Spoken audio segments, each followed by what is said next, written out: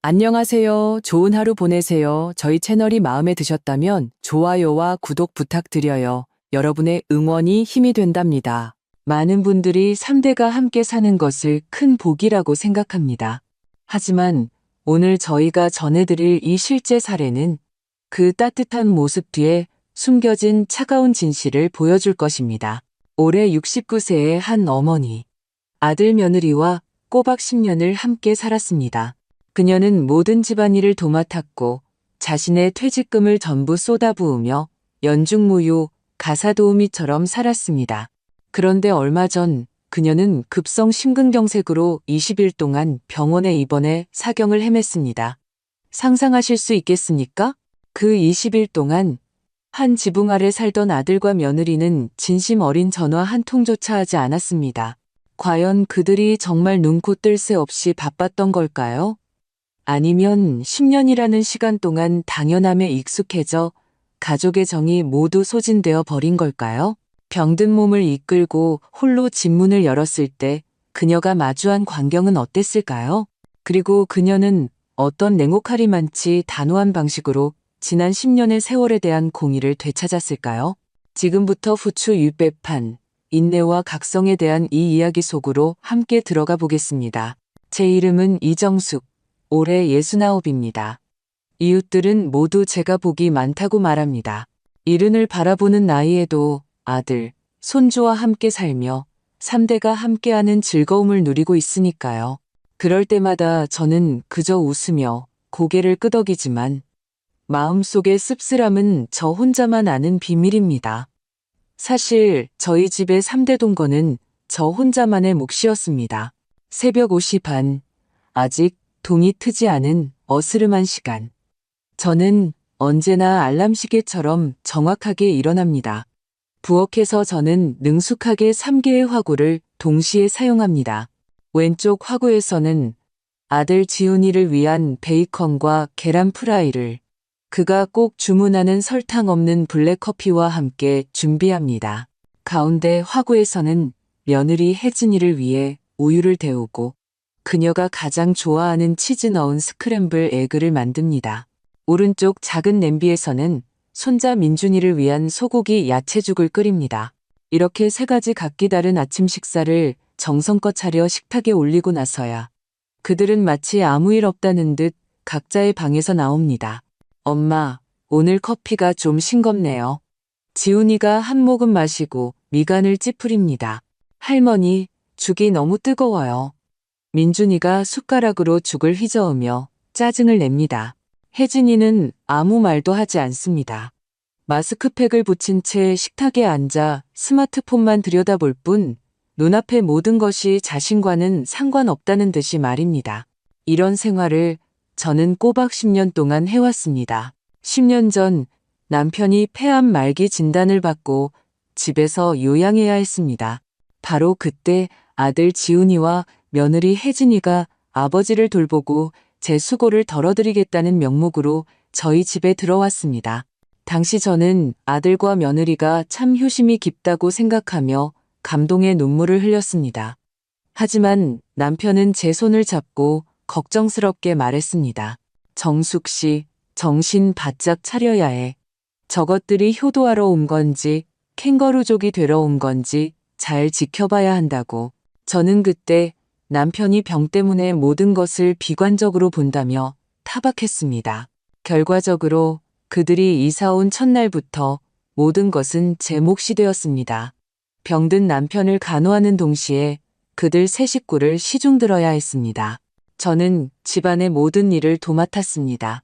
장보기, 밥하기, 빨래, 청소는 물론이고 며느리 혜진이가 벗어놓은 속옷까지 빨래 더미에 섞여 있어 시어머니인 제 손으로 직접 빨아야 했습니다. 제 퇴직금은 원래 남편과 노후를 편안하게 보내기 위해 모아둔 돈이었습니다.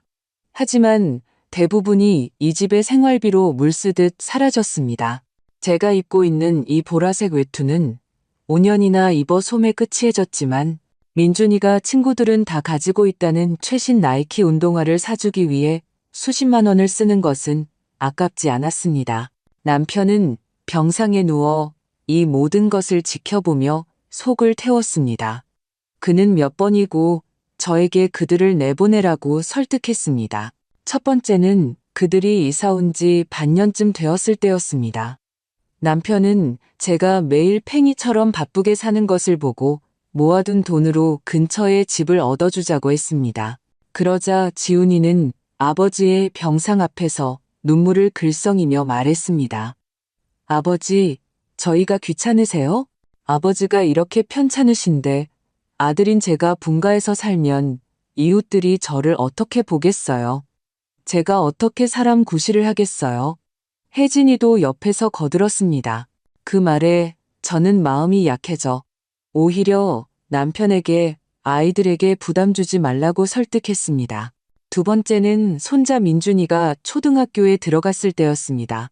남편은 집이 좁아 아이 공부에 방해가 된다며 우리가 돈을 대주더라도 자기들만의 집을 가져야 한다고 다시 제안했습니다. 이번에 지훈이는 다른 방법을 썼습니다. 제 앞에서 한숨을 쉬며 말했습니다. 엄마, 제 월급 뻔한 거 아시잖아요. 지금 아버지 병원비도 많이 드는데 저희가 어떻게 감히 돈 써서 집을 구하겠어요. 저희가 좀 아껴야 아버지가 더 좋은 약을 쓰실 수 있죠. 이 돈 시한 말에 저는 크게 감동하여 제 퇴직금 통장을 혜진이에게 주며 말했습니다. 앞으로 생활비는 여기서 써라. 아이들 기죽이지 말고 내 아빠 돈 걱정하게 하지도 말고. 이 사실을 안 남편은 밤새 기침을 하며 괴로워했습니다. 그는 제 손을 잡고 반복해서 말했습니다. 정숙 씨, 당신이 저 애를 사랑하는 거야, 망치는 거야.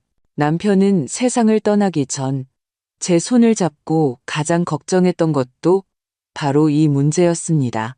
그는 거의 마지막 힘을 다해 부탁했습니다.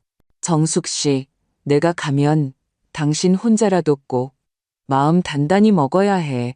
저들에게 평생 묶여 살면 안 돼. 저는 눈물을 머금고 고개를 세차게 끄덕였습니다. 하지만 제가 용기를 내어 아들에게 이 문제를 꺼내려 하자 지훈이는 제 앞에 털썩 무릎을 꿇었습니다. 그는 제 다리를 붙잡고 아이처럼 울었습니다.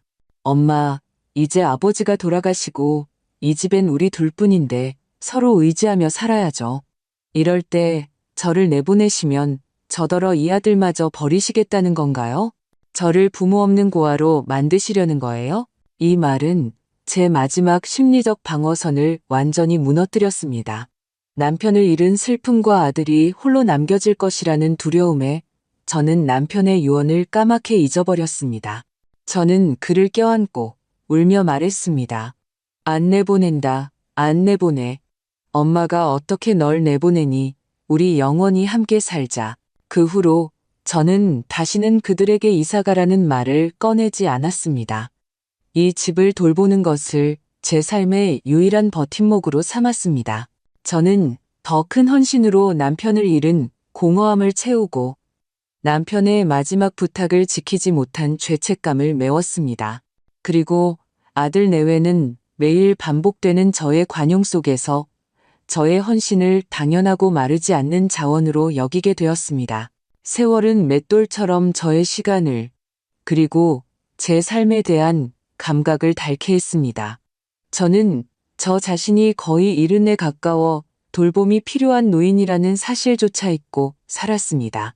제 세상에는 오직 이 집의 새끼 식사와 사계절, 그리고 끝없이 해야 할 집안일 뿐이었습니다. 그날 오후 서울의 날씨는 숨막히는 찜통 같았습니다. 바람 한 점 없었죠. 저는 평소처럼 집 근처 재래시장에 저녁거리를 사러 갔습니다. 혜진이는 어제 갈치조림이 먹고 싶다고 했고 민준이는 갈비탕을 콕 집어 주문했습니다. 저는 머릿속으로 메뉴를 짜며 점점 무거워지는 장바구니를 들고 엘리베이터 없는 낡은 빌라로 향했습니다. 3층 계단을 오를 때쯤 갑작스러운 현기증이 저를 덮쳤습니다. 눈앞이 캄캄해지고 귀에서는 윙윙 소리가 났습니다. 심장은 보이지 않는 손에 꽉 쥐어진 듯 숨쉬기조차 힘들게 아팠습니다. 손에서 장바구니가 떨어져 나가고 사과와 토마토가 계단 아래로 굴러떨어졌습니다. 저는 무의식적으로 벽을 잡으려 했지만 몸이 말을 듣지 않고 벽을 따라 스르르 미끄러져 내렸습니다. 차가운 계단에 주저앉아 힘겹게 주머니에서 휴대폰을 꺼냈습니다. 화면의 숫자들이 눈앞에서 흐릿하게 춤을 추었습니다. 저는 본능적으로 가장 익숙한 번호, 아들 지훈이의 번호를 눌렀습니다. 전화벨이 한참 울린 뒤에야 연결되었습니다. 배경에서는 시끄러운 키보드 소리와 동료들의 웃음소리가 들렸습니다. 여보세요, 엄마? 지훈이의 목소리는 다소 귀찮아 보였습니다. 지훈아, 나 몸이 안 좋다. 저는 온 힘을 다해 목구멍에서 몇 마디를 쥐어짰습니다. 계단에서 못 움직이겠어. 몸이 안 좋으시다고요? 왜요? 그의 목소리에는 긴장감이라곤 찾아볼 수 없었고 오히려 방해받았다는 짜증이 섞여 있었습니다. 또 어지러우세요? 그냥 계단에 앉아서 좀 쉬세요. 너무 서두르지 마시고요. 저녁은 급한 거 아니니 저희가 배달 음식 시켜서 대충 먹으면 돼요. 아니, 가슴이 너무 아파. 숨쉬기가 점점 더 어려워졌습니다. 아, 참, 엄마는 맨날 그러시잖아요. 노인네들 다 그래요. 그의 말투는 더욱 귀찮아졌습니다. 일단 스스로 숨 좀 고르세요. 저 지금 바빠요. 클라이언트랑 회의해야 해서 더 통화 못해요. 끊을게요. 뚜뚜뚜. 전화는 무정하게 끊어졌습니다. 저는 휴대폰을 쥔 채 주저앉아 있었습니다. 가슴에 극심한 통증과 마음속에서 빠르게 번져나가는 차가움이 뒤섞여 저를 삼킬 것만 같았습니다. 스스로 쉬세요. 배달 음식 시켜 먹으면 돼요. 아들의 마음속에서 제 목숨은 배달 음식을 기다리는 시간보다도 중요하지 않았던 겁니다.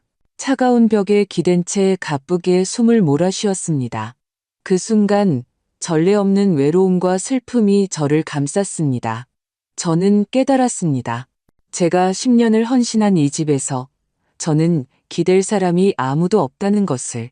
여기서 죽을 수는 없어. 이 생각이 번개처럼 혼란스러운 제 머릿속을 스쳤습니다. 저는 떨리는 손으로 휴대폰 화면을 열어 마지막 힘을 다해 119를 눌렀습니다. 119죠? 제가 강남구 역삼동 112 3번지 4층에 있는데 심장이 의식을 잃기 직전 저는 유일한 여동생 정희에게 전화를 걸었습니다. 동생은 수원으로 시집가서 자주 보지는 못했지만 피는 물보다 진한 혈육의 정이 저의 마지막 희망이었습니다. 전화가 연결되자마자 저는 겨우 병원 이름을 말하고는 완전히 힘을 잃었습니다. 다시 의식을 차렸을 때 저는 병원 응급실에 있었습니다. 눈부신 조명, 소독약 냄새, 그리고 눈물 범벅이 된 동생 정희의 얼굴. 언니, 나 죽는 줄 알았잖아.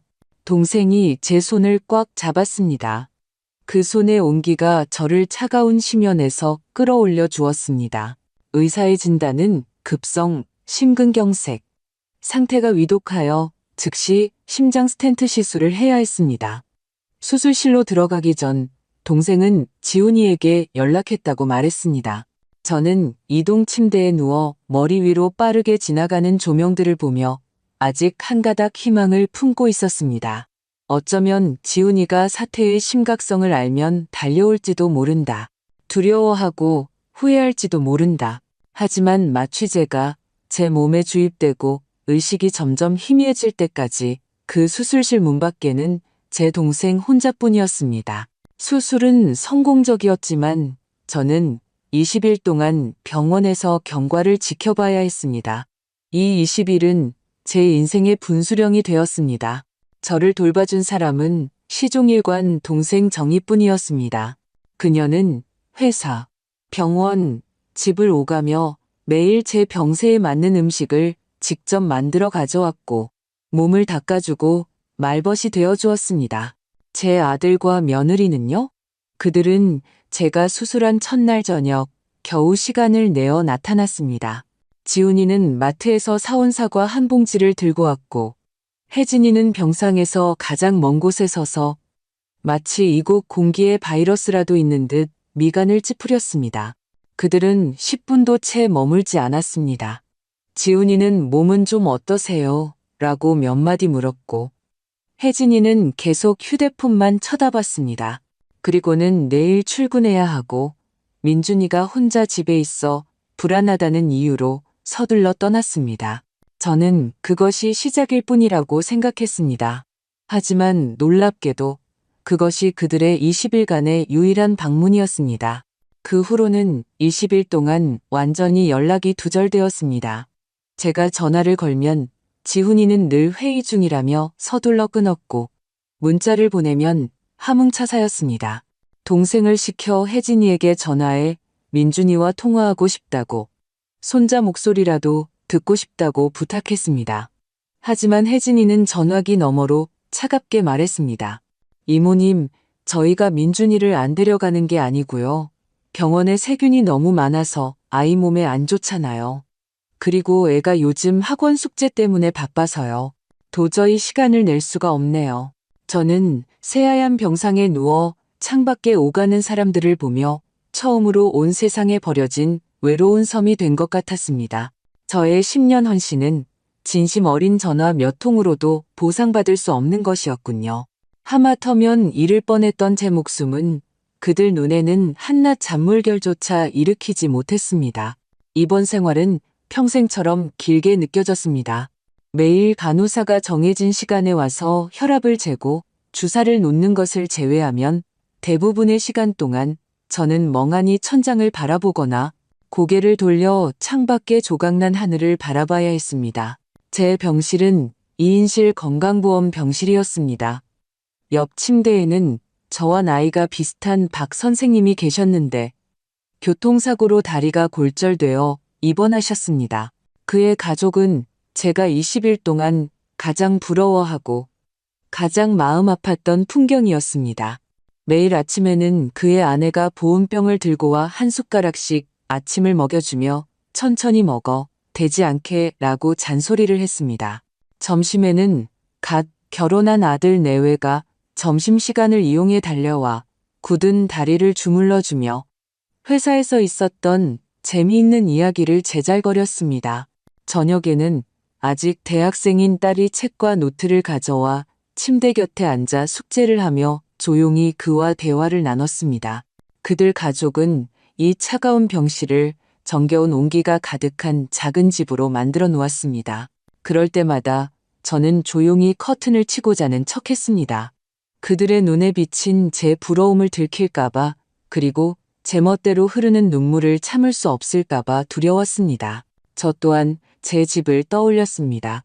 지훈이가 퇴근해서 텅 빈 부엌을 보고 조금은 허전해하지 않을까 상상했습니다. 혜진이가 드라마를 볼 때 깎아놓은 과일을 가져다 주는 사람이 없어 뭔가 허전하다고 느끼지 않을까. 민준이의 교복이 더러워졌을 때 누가 밤새 빨아서 다림질해 줄까. 저는 심지어 그들을 위해 변명거리를 찾기도 했습니다. 지훈이는 직장 스트레스가 심하고 혜진이는 아이를 돌보느라 힘드니 그들은 분명 너무 바빠서 그런 걸 거야. 나를 신경 쓰지 않는 게 아닐 거야. 이번 열흘째 되던 날 이웃인 최 여사님의 병문안이 망치처럼 저의 모든 자기기만을 산산조각 냈습니다. 최 여사님은 저희 아랫집 이웃이자 오랜 화투 친구입니다. 그녀는 과일 바구니를 들고 병실에 들어서자마자 호들갑을 떨었습니다. 아이고, 정숙 씨. 어떻게 입원을 다 했어? 이렇게 큰일을 왜 말도 안 했어? 어제 정희 씨 안 만났으면 난 아직도 몰랐을 거 아냐. 저는 쓴웃음을 지으며 어떻게 설명해야 할지 몰랐습니다. 최 여사님은 인정 많고 목소리도 컸습니다. 병실에 앉자마자 동네 소식을 쉴 새 없이 쏟아냈습니다. 언니는 모르지? 언니 없는 동안 아들네 식구들 아주 신났어. 그녀는 목소리를 낮췄지만 얼굴에는 내가 비밀 하나 알려줄게 하는 표정이 가득했습니다. 며칠 전에 우리 아파트 커뮤니티에서 혜진 씨가 새로 산 명품 가방 자랑하는 거 봤잖아. 무슨 굿즈라나 뭐라나 몇백만 원은 한다던데. 다들 얼마나 부러워하는지 복도 많다고 난리였어. 제 심장이 쿵 하고 내려앉았습니다. 최 여사님은 제 표정 변화를 눈치채지 못하고 말을 이었습니다. 그리고 또 어제 저녁 7시인가 8시쯤에 내가 쓰레기 버리러 나갔는데 마침 배달 기사가 엄청난 걸 들고 언니네 집으로 가는 거야. 포장 보니까 시내에서 제일 유명한 오마카세더라고. 1인분에 몇십만 원 하는 거. 그녀의 말은 가느다란 바늘이 되어 제 심장을 찔렀습니다. 명품 가방, 고급, 일식. 제 머릿속에는 민준이를 돌봐야 해서 불편해요라던 혜진이의 변명과 일이 너무 바빠서 갈 수가 없어요라던 지훈이의 핑계가 떠올랐습니다. 그들은 바쁜 것도 불편한 것도 아니었습니다. 그들은 그저 철저하게 저라는 사람을 자신들의 삶에서 지워버린 것이었습니다. 저의 생사는 그들 눈에 명품 가방 하나보다도 중요하지 않았던 겁니다. 제가 병상에서 멀건 죽을 마시는 동안 그들은 집에서 제가 모아둔 퇴직금으로 호화로운 저녁을 태평하게 즐기고 있었던 겁니다. 저의 10년, 제 모든 것을 아낌없이 내어준 10년은 결국 엄청난 희극에 불과했던 것입니다. 제 얼굴이 하얗게 질리고 말이 없어지자 옆에 있던 동생 정희가 무언가 짐작한 듯 했습니다. 그녀는 최 여사님을 배웅하고 돌아와 제 차가운 손을 잡았습니다. 그녀의 눈가도 붉어져 있었습니다. 언니, 그녀가 입을 열었습니다. 목소리에는 안타까움과 답답함이 섞여 있었습니다. 언제까지 저런 인간들을 위해 속썩일 거야? 언제까지 스스로를 속일 거냐고. 그녀는 제 창백한 팔과 침대 머리맡에 약봉지를 가리켰습니다. 언니는 저것들 때문에 아끼고 아껴서 자기 몸까지 다 망가뜨렸어. 결과가 뭐야? 언니는 여기 누워있는데 저것들은 밖에서 신나게 놀고 있잖아. 언니 집, 언니 퇴직금, 언니 몸. 어느 것 하나 언니 것이 아니잖아. 정의의 말은 수술용 칼처럼 제가 애써 외면하던 피투성이 현실을 정확하고 잔인하게 헤집었습니다. 그녀는 제 귓가에 다가와 한자 힘주어 말했습니다. 언니, 이렇게 살다가는 정말 골병 들어 죽어도 아무도 눈물 한 방울 안 흘릴 거야. 믿어? 언니가 정말 죽으면 저것들은 언니 유산 챙기면서 새 집으로 이사 가는데 방해된다고. 언니가 너무 늦게 죽었다고 원망할걸. 정희는 저를 보며 길게 한숨을 쉬었습니다. 언니, 제발 정신 차려. 언니 아들은 언니가 키운 영원히 배부르지 않는 배은망덕한 놈이 되어버렸어. 그날 밤 저는 뜬 눈으로 밤을 지새웠습니다. 옆 침대의 박 선생님 가족은 이미 돌아갔고 병실은 규칙적인 기계음만 들릴 뿐 고요했습니다. 저는 눈을 뜬 채 천장을 바라보며 지난 10년의 장면들을 끊임없이 되감았습니다. 남편이 임종 직전 제 손을 잡고 했던 말이 떠올랐습니다. 정숙 씨, 당신 혼자라도 꼭 마음 단단히 먹어야 해. 그는 이미 모든 것을 꿰뚫어보고 있었던 겁니다. 단지 제가 스스로 만들어낸 모성애라는 거짓말에 꼬박 10년을 속아왔을 뿐입니다. 동이 틀 무렵 저는 마침내 결정을 내렸습니다. 휴대폰을 들어 정희에게 문자를 보냈습니다. 정희야, 나 좀 도와줘. 믿을 만한 변호사 좀 알아봐줘. 제 문자를 받은 동생 정희는 거의 즉시 전화를 걸어왔습니다. 그녀의 목소리에는 놀라움과 안도감이 섞여 있었습니다. 언니, 마음 정한 거야? 저는 응이라고 대답했습니다. 목구멍에 모래가 낀 것처럼 건조하고 아팠지만 이것이 제가 내디뎌야 할 첫걸음이라는 것을 알았습니다. 마음 정했어. 더 이상 이렇게 바보처럼 살 순 없어. 정말 잘 생각했어. 언니, 정희의 목소리에 기쁨이 넘쳤습니다. 걱정 마. 내가 가사 사건 전문으로 하는 아주 유능한 오 변호사님을 알아. 바로 연락해 볼게. 그날부터 제 병실은 조용히 저의 작전지휘 본부가 되었습니다. 낮에는 여전히 조용히 치료에 협조하는 환자였지만 밤이 되어 옆 침대 가족들이 모두 떠나면 저는 돋보기를 쓰고 동생과 함께 저의 귀환 전쟁을 준비했습니다. 오 변호사는 일 처리가 빨랐습니다. 다음 날 그는 직접 병원으로 찾아왔습니다.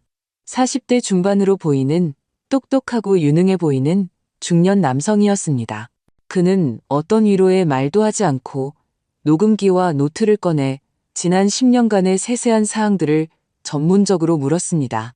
저는 어떻게 아들 내외가 들어와 살게 되었는지, 어떻게 퇴직금으로 생활비를 보탰는지, 심지어 몇 번이나 그들을 독립시키려다 아들의 가머니설에 마음이 약해졌던 과정까지 모두 털어놓았습니다.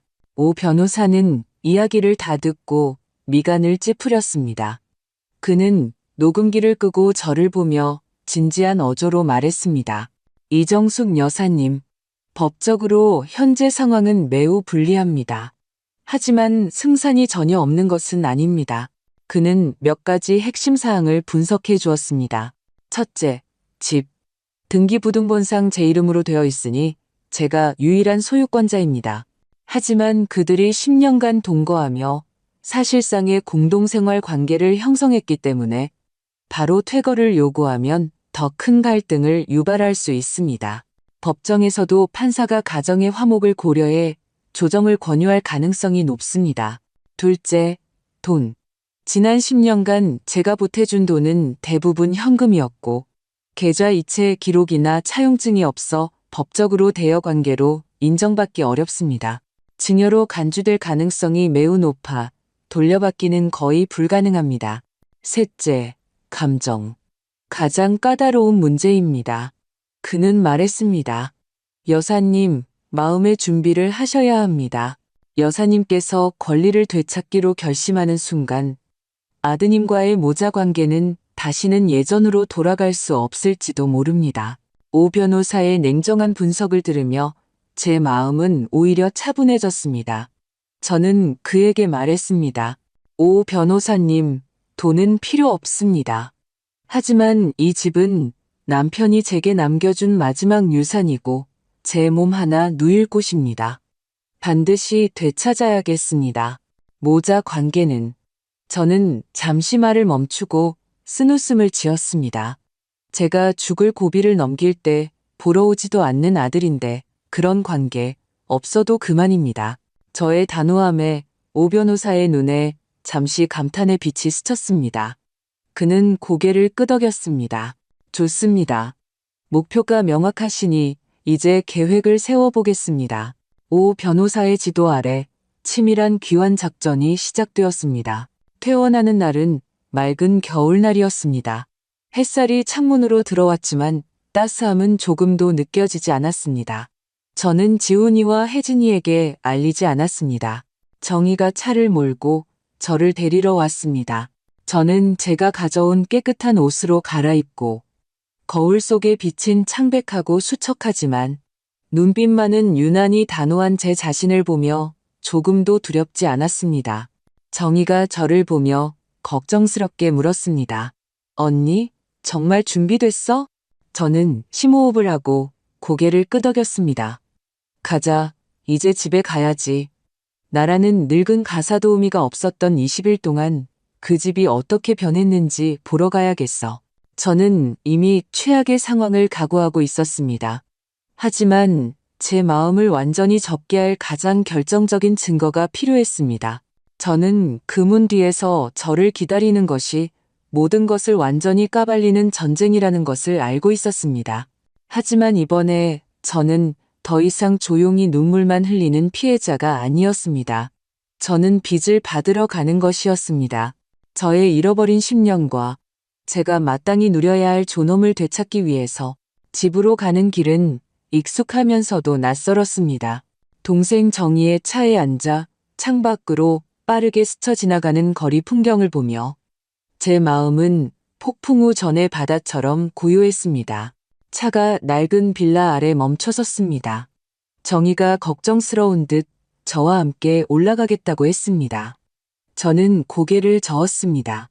정희야, 이제부터는 나 혼자 가야 해. 아래서 기다려. 30분 뒤에 내가 전화 안 하면 그때 올라와. 정희는 제 단호한 눈빛을 보고 고개를 끄덕였습니다. 저는 심호흡을 하고 제가 쓰러졌던 그 차가운 계단을 한 걸음 한 걸음 혼자서 올라갔습니다. 심장은 가슴 속에서 안정적으로 뛰고 있었습니다. 더 이상 아프지도 불안하지도 않았습니다. 집문 앞에 서서 익숙한 열쇠 꾸러미를 꺼냈습니다. 열쇠를 구멍에 넣고 돌리자 찰칵하는 맑은 소리가 났습니다. 바로 그 소리가 제가 평생 잊지 못할 지옥 같은 장면의 시작을 알리는 신호였습니다. 문을 밀고 들어가자 음식물 쓰레기 썩는 냄새, 시큼한 악취, 담배 냄새가 뒤섞인 농축된 공기가 맹수처럼 덮쳐왔습니다. 역겨움에 헛구역질이 나올 뻔했습니다. 저는 무의식적으로 손으로 코와 입을 막고 불쾌함을 참으며 안으로 들어갔습니다. 눈앞의 광경은 제가 집을 잘못 찾아왔나 싶을 정도였습니다. 이곳은 제 집이 아니었습니다. 쓰레기장이었습니다. 거실. 제가 매일 3번씩 닦던 갈색 가죽 소파 위에는 구겨진 옷가지, 과자 봉지, 씻지 않은 더러운 양말들이 산더미처럼 쌓여 있었습니다. 제가 직접 짰던 소파 쿠션은 한쪽으로 내팽개쳐져 있었고 그 위에는 검은 간장 얼룩이 묻어 있었습니다. 탁자와 바닥에는 온갖 종류의 배달 음식 용기들이 빽빽하게 쌓여 있었습니다. 맥도날드 종이봉투, 도미노 피자 박스, 편의점 도시락 용기, 그리고 테이크아웃 음료 컵들. 어떤 용기는 뚜껑이 열린 채로 있었고 남은 음식 찌꺼기에는 이미 곰팡이가 피어 몇 마리의 파리가 윙윙거리며 날아다녔습니다. 제가 자랑스러워하던 난초는 잎이 누렇게 말라 힘없이 축 늘어져 있었고 화분에는 꺼진 담배꽁초들이 꽂혀 있었습니다. 공기 중에는 나태함과 부패, 그리고 절망의 냄새가 가득했습니다. 저는 천천히 안으로 들어갔습니다. 끈적끈적한 바닥을 밟을 때마다 미세한 소리가 났습니다. 제 아들 지훈이는 사각 팬티 차림으로 소파에 유일하게 남은 틈에 흐물흐물한 진흙처럼 누워 있었습니다. 그는 헤드셋을 낀 채 스마트폰 화면에 눈을 고정하고 흥분해서 소리치고 있었습니다. 가, 죽여. 그는 자신의 게임 세계에 완전히 몰두해 제가 돌아온 것을 전혀 눈치채지 못했습니다. 고개를 돌려 부엌을 보았습니다. 싱크대 위에는 기름진 냄비와 그릇들이 산처럼 쌓여 있었고 싱크대 안에는 며칠 전부터 이미 악취를 풍기는 그릇들이 물에 불려져 있었습니다. 그때 손자 민준이의 방문은 굳게 닫혀 있었고 안에서는 격렬한 격투와 사륙의 효과음이 희미하게 들려왔습니다. 마지막으로 안방으로 향했습니다. 문이 살짝 열려 있었습니다. 문틈으로 들여다보니 제 며느리 혜진이가 초록색 마스크팩을 붙인 채 침대에 유유히 누워 있었습니다. 그녀는 헤드셋을 끼고 전화기 너머의 친구와 신나게 수다를 떨고 있었습니다. 그녀의 목소리는 독을 바른 칼날처럼 선명하게 제 귀에 꽂혔습니다. 야, 너는 모를 거야. 우리 시어머니 집에 없으니까 내가 얼마나 행복한지. 젠지 천국이 따로 없어. 언제 오냐고? 누가 알겠어. 그냥 영원히 안 돌아왔으면 좋겠어. 밥? 무슨 소리야. 요즘 세상에 배달시키면 되지. 빠르고 편한데 뭐하러 힘들게 직접 해. 저는 그 자리에 서 있었습니다. 온몸의 피가 머리끝부터 발끝까지 한 뼘 한 뼘 차갑게 식어갔습니다. 제가 병원에서 사경을 헤맨 20일이 그들에게는 천국이었던 겁니다. 저의 10년간의 고생은 그저 영원히 안 돌아왔으면 좋겠다는 말 한마디로 돌아왔던 겁니다. 저는 돌아서서 냉장고로 가문을 열었습니다. 안은 텅 비어 있었습니다. 마시다 남은 음료수 몇 병과 유통기한이 지난 장아찌 한 통뿐이었습니다. 그리고 제가 냉동실에 넣어두었던 명절에나 꺼내 먹으려고 아껴뒀던 최상급 가리비, 전복, 그리고 제가 직접 빚어놓은 만두 봉지들은 모두 흔적도 없이 사라져 있었습니다. 바로 그때 혜진이가 마스크팩을 붙인 채 방에서 어슬렁거리며 나왔습니다. 그녀는 저를 보고 마치 상관없는 낯선 사람을 보듯 얼굴에 놀라움이나 죄책감이라고는 조금도 없었습니다. 그녀는 그저 나른하게 하품을 하며 너무나도 당연하다는 말투로 제 모든 이성을 불태워버린 한마디를 던졌습니다. 어머니, 오셨어요? 그녀는 잠시 말을 멈추고 텅 빈 부엌을 가리키며 말했습니다. 마침 저녁거리 없었는데 알아서 뭐 좀 만들어주세요. 혜진이의 그 가벼운 한마디는 이미 화약으로 가득 찬 제 마음속 화산에 깃털처럼 내려앉았습니다. 튜, 저의 모든 서러움, 마음의 상처, 분노, 그리고 친정에 대한 마지막 한 조각의 환상이 그 순간 산산조각 났습니다. 저는 울지 않았습니다. 그들이 상상했던 것처럼 히스테릭하게 저주를 퍼붓지도 않았습니다. 저는 그저 돌아서서 저 자신도 낯설게 느껴지는 차가운 평정심으로 그녀를 바라보았습니다. 그리고 저는 거실 중앙으로 한 걸음 한 걸음 걸어갔습니다. 저의 첫 번째 행동은 텔레비전 벽 쪽으로 가서 허리를 숙여 텔레비전과 인터넷 공유기의 주 전원을 뽑는 것이었습니다. 퍽하는 소리와 함께 거실은 순식간에 정적에 휩싸였습니다. 지훈이의 게임 화면은 까맣게 변했고 민준이 방의 사륙 소리도 멈췄습니다. 뭐야? 지훈이가 분노에 차 헤드셋을 벗고 소파에서 일어나며 소리치려다 저를 보고는 멈칫했습니다. 엄마, 언제 오셨어요? 민준이도 방에서 뛰쳐나오며 인터넷 왜 끊겼어? 라고 불평했습니다. 저는 그들을 무시했습니다. 저는 마치 군주가 엉망진창이 된 자신의 영토를 순시하듯 모든 배달 음식 용기, 모든 얼룩을 훑어보고 마지막으로 사각 팬티 차림의 아들과 마스크팩을 한 며느리에게 시선을 고정했습니다. 제가 입을 열었습니다. 제 목소리는 크지 않았지만 겨울의 가장 차가운 얼음처럼 모든 글자에 뼈를 내는 한기가 서려 있었습니다. 지훈아, 혜진아, 내가 20일 동안 입원했고 중환자실에도 2번이나 갔었어. 그런데 너희는 전화 한 통 없었지. 제 말에 지훈이와 혜진이의 얼굴색이 순식간에 변했습니다. 병원에 누워서 나는 너희가 일이 너무 바빠서 그런 줄 알았어. 정말 정신없이 바쁜 줄 알았지. 오늘 돌아와 보니 알겠더구나. 너희 정말 바빴네. 제 시선이 집안의 난장판을 훑었습니다.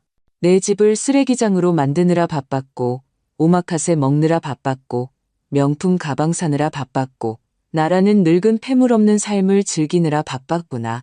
엄마, 무슨 말씀이세요? 지훈이가 당황하며 변명하려 했습니다. 저는 손을 들어 그를 제지했습니다. 10년. 저는 나지막이 말했습니다.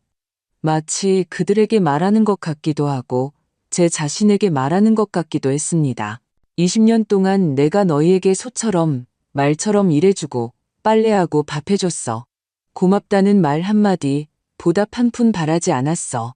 너희는 내 자식이니까 내가 해주는 게 당연하다고 생각했지. 하지만 이제야 깨달았어. 저는 고개를 들었습니다. 눈에는 온기라고는 찾아볼 수 없었습니다. 너희는 그럴 자격이 없어. 이 집 등기부등본에는 처음부터 끝까지나 이정숙 한 사람의 이름만 있어. 내 퇴직금은 내 피땀 어린 돈이야.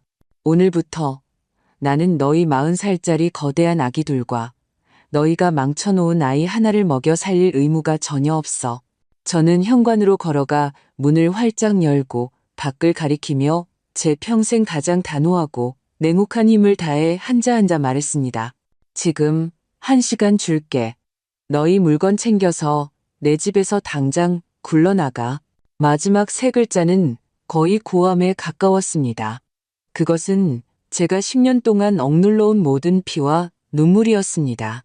혜진이는 아마 이런 제 모습을 처음 봤을 겁니다. 겁에 질려 마스크팩 뜯는 것도 잊어버렸습니다. 정신을 차린 후 그녀는 즉시 늘 쓰던 수법인 억지를 부리려 했습니다. 어머니, 미쳤어요? 여긴 내 집이에요. 무슨 자격으로 우리더러 나가라고 해요. 지훈이도 다급해져 저를 붙잡으려 했습니다. 엄마, 농담하지 마세요. 진정하세요. 우린 한 가족이잖아요. 가족? 저는 차갑게 비웃으며 그의 손을 뿌리쳤습니다. 내가 병원에서 생사를 오갈 때 너희는 어디 있었니? 내 돈으로 내 집에 살면서 안부 한마디 건네기 아까워할 때 너희가 나를 가족으로 생각했니? 저는 주머니에서 휴대폰을 꺼내 그들 앞에 들어보였습니다. 지금부터 난 너희 엄마가 아니야. 이 집의 주인이야. 1시간 뒤에도 안 나가면 바로 경찰에 신고해서 주거 침입, 불법 점유로 고소할 거야. 지훈이와 혜진이는 저를 보고 완전히 얼어붙었습니다. 그들은 마침내 제가 농담을 하는 것이 아니라는 것을 깨달았습니다. 거실의 공기는 시멘트처럼 굳어버렸습니다. 지훈이와 혜진이는 경찰에 신고해서 주거 침입으로 고소하겠다는 제 말에 완전히 제압당했습니다. 그들은 넋이 나간 채 서서 믿을 수 없다는 표정을 지었습니다. 혜진이는 뭔가 더 말하려 했지만 온기 없는 제 눈을 보고는 말을 삼켰습니다. 1시간의 유예는 그들에게 고문과도 같았습니다. 그들은 허둥지둥 물건을 챙기기 시작했습니다. 옷장 속, 서랍 속. 그들이 이미 자기 것이라고 여겼던 모든 물건들이 이제는 치워야 할 쓰레기가 되었습니다. 안방에서는 간간히 다툼과 욕설이 들려왔습니다. 지훈아, 이 한심한 놈아. 내 엄마가 우리를 쫓아내는데 너는 찍소리도 못해? 그럼 내가 어떡해? 집이 원래 엄마 건데. 당신이 일을 이렇게 험악하게 만들어서 그런 거 아니야? 저는 그들을 무시하고 거실 소파에 조용히 앉아 있었습니다. 마치 공정한 판사처럼 이 막장 드라마의 결말을 냉정하게 지켜보았습니다. 1시간 후 그들은 커다란 여행 가방 몇 개를 끌고 제 앞에 섰습니다. 지훈이는 여전히 미련을 버리지 못하고 마지막 감정카드를 꺼내려 했습니다. 그는 제 앞에 와서 목이 메인 목소리로 눈시울을 붉히며 말했습니다. 엄마, 정말 이렇게까지 모질게 하실 거예요? 저희가 잘못했어요. 한 번만 더 기회를 주세요. 앞으로 정말 잘할게요. 효도할게요. 효도? 저는 고개를 들어 그 두 글자를 되뇌었습니다. 마치 엄청난 농담을 음미하는 것 같았습니다. 저는 대답 대신 늘 들고 다니던 가방에서 미리 준비해둔 두툼한 서류철 2개를 꺼내 탁자 위에 가볍게 올려놓았습니다. 그래, 가족끼리 남남처럼 굴 수는 없지. 저는 평온하게 말했습니다. 네가 아직 날 엄마로 생각한다면 우리 가족끼리 계산 좀 해보자. 저는 첫 번째 서류철을 열었습니다. 안에는 제가 병원에 있을 때 기억과 동생의 도움을 받아 정리한 수십 페이지에 달하는 엑셀표가 들어 있었습니다. 모든 항목이 명확하게 기록되어 있었습니다. 저는 첫 페이지를 그들 앞으로 밀었습니다. 이건 식비. 10년, 총 120개월. 처음 5년은 월 평균 50만 원으로 계산해서 0만 원. 뒤 5년은 물가가 올라서 월 평균 70만 원으로 계산해서 200만 원. 합계 200만 원. 이건 수도, 전기, 가스, 인터넷, 관리비. 10년간 월 평균 20만 원으로 계산해서 400만 원. 이건 민준이한테 들어간 돈. 저는 다음 페이지를 넘겼습니다. 거기 적힌 숫자는 더욱 놀라웠습니다. 유치원부터 지금 중학교까지 학원비, 과외비, 피아노, 수영 강습비, 그리고 걔가 사달라는 운동화, 스마트폰, 컴퓨터. 내가 영수증 있는 것만 계산했는데 총 0만 원. 그리고 너, 지훈아. 저는 아들을 쳐다보았습니다. 내그 차세금, 보험료, 몇 번의 큰 수리비, 내가 냈니? 재작년에 주식 투자 실패해서 3천만 원 날리고 울면서 나한테 왔을 때 누가 퇴직금 깨서 메꿔줬지? 마지막으로 제 시선은 얼굴이 점점 하얘지는 혜진이에게 향했습니다. 혜진아, 너희 결혼 10주년에 지훈이가 돈 없다고 해서 내가 축의금으로 1천만 원 줬지. 작년에 네가 명품 가방 갖고 싶다고 신용카드 한도 초과했을 때 내가 몰래 갚아줬고. 다 잊었니?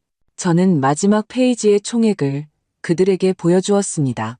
계산기 위에 찍힌 거의 2억 원에 가까운 놀라운 숫자는 뜨겁게 달군 인두처럼 그들 두 사람의 고개를 숙이게 했습니다. 여기엔 내 10년간의 인건비는 계산도 안 했어. 제 목소리에는 어떤 감정의 동요도 없었습니다. 지금 최저 시급으로만 계산해도 하루 8시간, 10년 무휴로 일했다고 치면 너희가 직접 계산해봐. 그건 또 얼마인지. 지훈이와 혜진이는 완전히 할 말을 잃었습니다. 그들은 자신들의 그 당연했던 삶이 저의 이렇게 거대하고 피투성이인 희생 위에 세워졌다는 것을 상상도 못했을 겁니다. 넋이 나간 그들을 보며 저는 두 번째 서류철을 집었습니다. 과거의 그 빚은 내가 눈이 멀어 걔에게 밥을 줬다고 치지. 너희에게 달라고 하지 않겠어. 그들이 막 안도의 한숨을 내쉬려 할 때 저는 분위기를 바꾸며 눈빛을 날카롭게 했습니다. 하지만 미래는 법대로 해야지. 저는 두 번째 서류철을 열었습니다. 안에는 오 변호사가 작성해준 부양 의무 및 재산 분할 합의서 초안이 들어 있었습니다.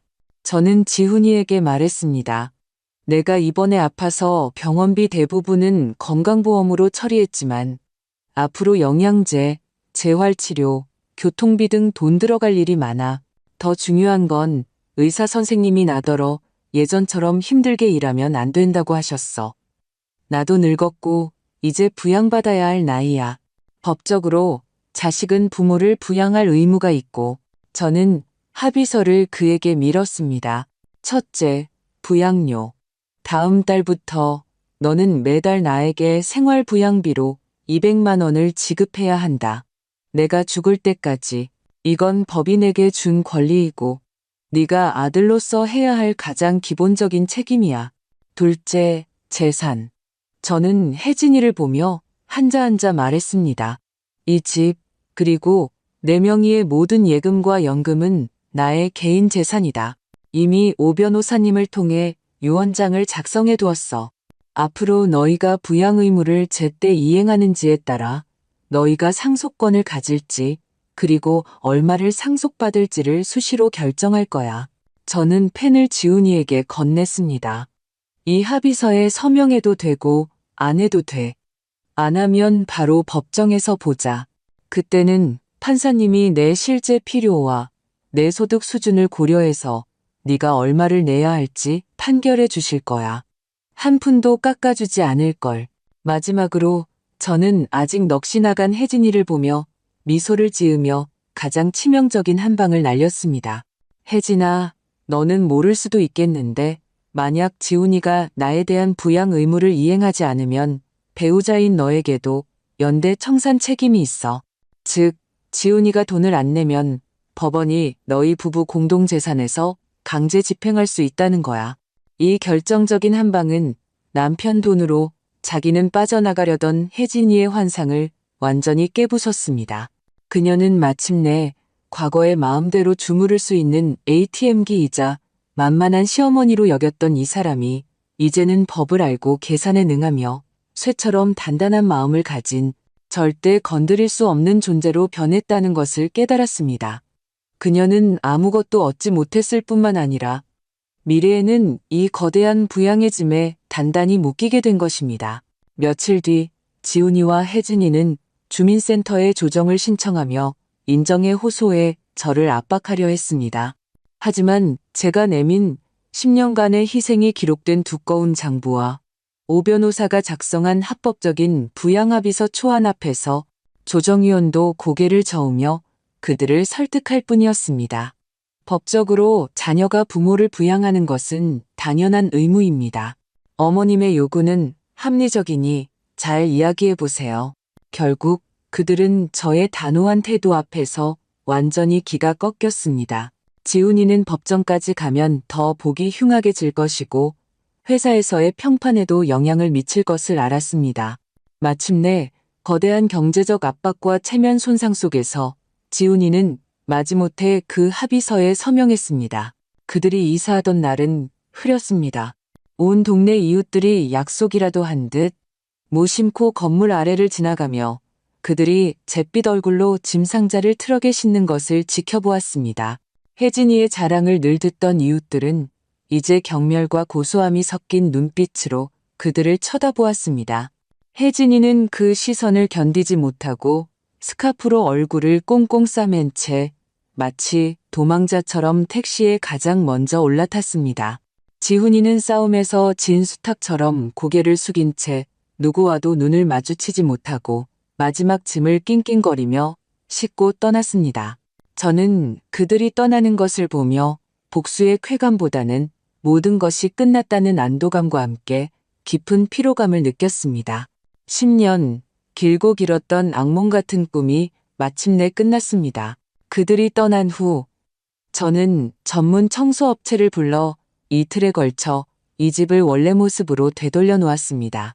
그들이 남긴 모든 잡동사니를 버리고 그들이 10년간 썼던 소파를 바꾸고 심지어 집 전체를 쑥과 향으로 깨끗하게 소독했습니다.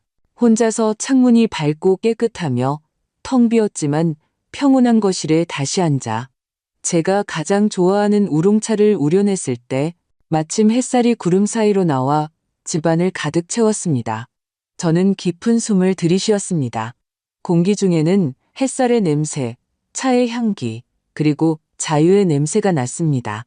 저는 진정으로 저 자신을 위해 살기 시작했습니다. 지훈이가 매달 꼬박꼬박 보내오는 부양비로 젊었을 때 배우고 싶었던 일본 가정식 요리 수업에 등록하고 주민센터의 서예반에도 나갔습니다. 이웃 최 여사님의 등산 동호회에 가입해 주말마다 다른 할머니들과 함께 북한산에 가고 남산에서 야경을 보았습니다. 지난 10년간 보지 못했던 풍경들을 하나씩 되찾았습니다. 심지어 내년 봄에는 동생 정희와 함께 10일간의 크루즈 여행을 가기로 계획했습니다. 일본의 벚꽃을 보러요. 지훈이는 나중에 몇 번 전화를 걸어왔고 한두 번 찾아와 관계를 회복하려 했습니다. 처음에는 분노에 차 있다가 나중에는 후회하며 용서를 구했습니다. 혜진이와 매일 싸워서 사는 게 지옥 같다고 했습니다. 저는 그저 조용히 듣고는 말해주었습니다. 부양비는 내 법적 의무이지 내 용서를 얻기 위한 대가가 아니야. 모자간의 정은 병원에서의 그 20일 동안 너희가 직접 갈아 없앴어. 앞으로는 손님으로서 명절에 민준이 데리고 나를 보러 올 수는 있어. 하지만 이 집은 더 이상 너희를 환영하지 않아. 저는 마침내 남편이 임종 전에 제게 했던 마음 단단히 먹으라는 말의 의미를 깨달았습니다.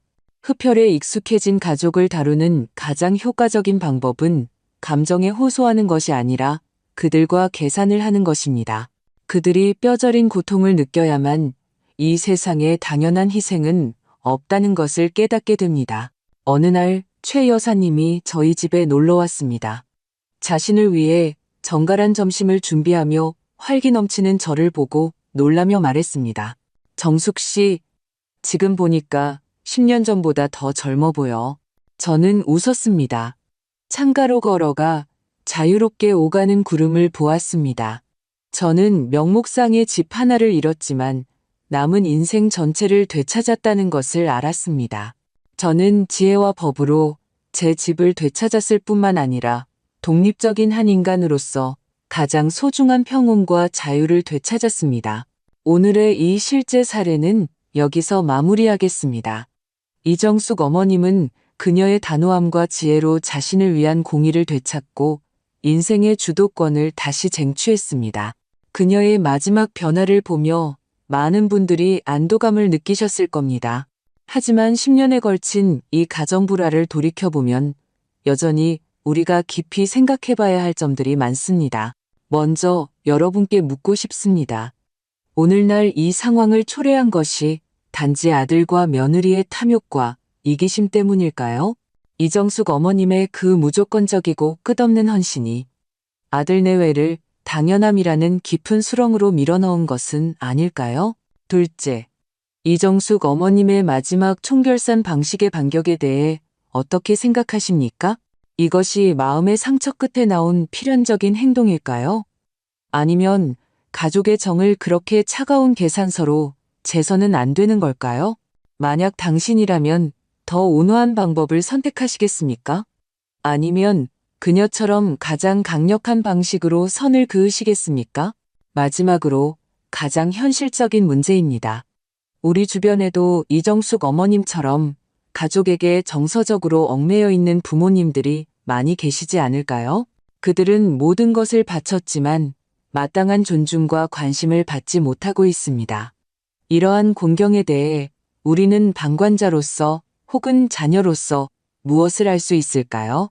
이것은 단지 한 가정의 이야기가 아니라 우리 모두가 마주할 수 있는 과제입니다. 아래 댓글 창에 여러분의 생각과 소감을 남겨주세요.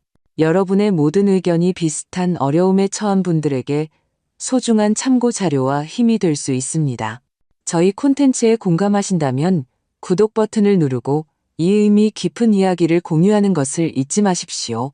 댓글 창에서 여러분의 깊이 있는 견해를 기다리겠습니다.